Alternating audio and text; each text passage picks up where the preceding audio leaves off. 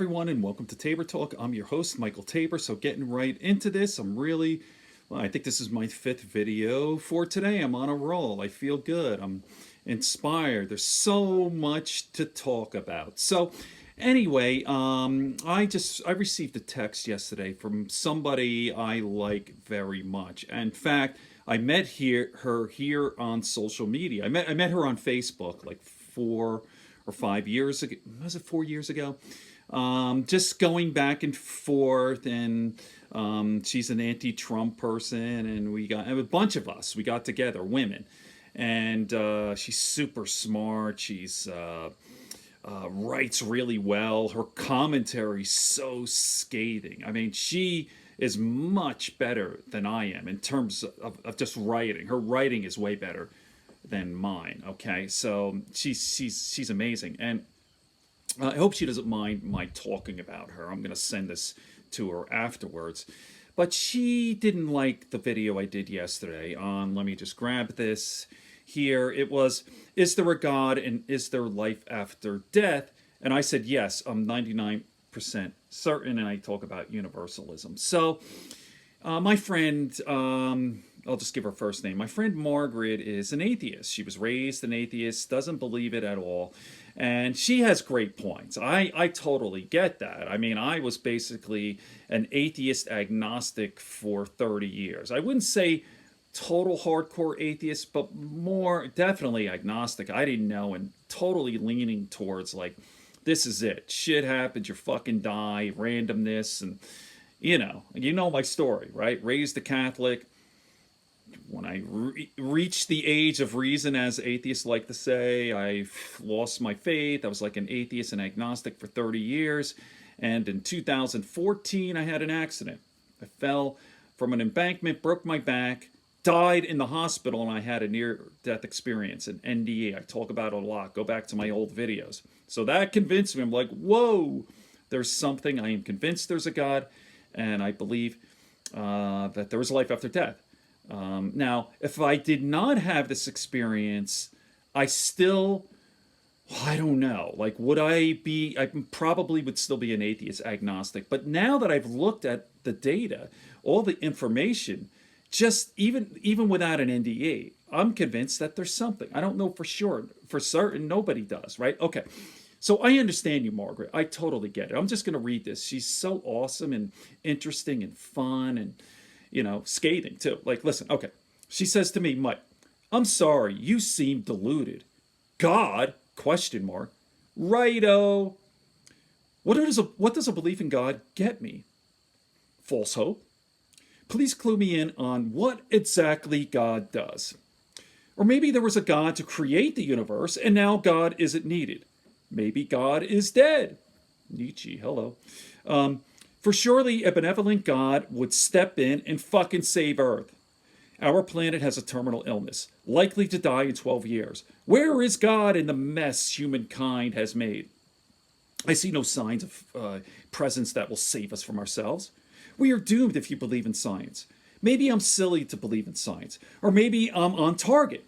Sorry, but I just cannot believe in some sky fairy who is on our side. We ruined Earth. Period. End of story. Let me say that again. We've ruined Earth. Period. End of story. Knowing this, a belief in a benevolent God is laughable. There is no God, good or bad, just the human race, and we have fucked up our home so badly we are all likely to die. And it'll be an ugly, painful death. We can pray to a non-existent God to save our planet. Good luck with that! Exclamation point. Beautifully written. See what I mean? She's awesome. And listen, every one of her points hits home. I totally get it. I know, and it's hard, and not to get into her personal shit, but she has some serious health issues, as do I. And when you're fucking suffering, it's hard to say, like, really, benevolent God? When your 3-year-old daughter has fucking leukemia, and she's screaming in agony, and your baby's dying. I mean, just really horrible shit. I totally get that. Fucking accidents. I was just reading on the internet just earlier. The incident in New Jersey a couple of months ago, right? Samantha, whatever. This young girl in college, this really beautiful, pretty girl, educated. She's graduating. She's going to go to law school. She gets into an Uber car, what she thinks is an Uber car, and the guy savagely stabbed her to death. Like, really, benevolent God? I mean, say no more. The Holocaust, Tay-Sachs disease, ALS, natural disasters. It's just people are dying in terror and agony as I speak. 1.2 people die every second. So 1, 2, 1. And you see what I mean? And here's another statistic: 9 million children die in terror and agony every year worldwide before they reach the age of 5. I totally get it. I mean, I sort of look at it this way. Now, I kind of kiddingly, I was going to respond. I said, there's a benevolent God. The idea of a benevolent God is laughable. And I said, I never said benevolent. Right? What's his name? Harari, who wrote the book in Sapiens, or is the other one? His latest book. But he was saying, if you look around the world and you see the shit happening, it seems like this God is not benevolent. It seems evil.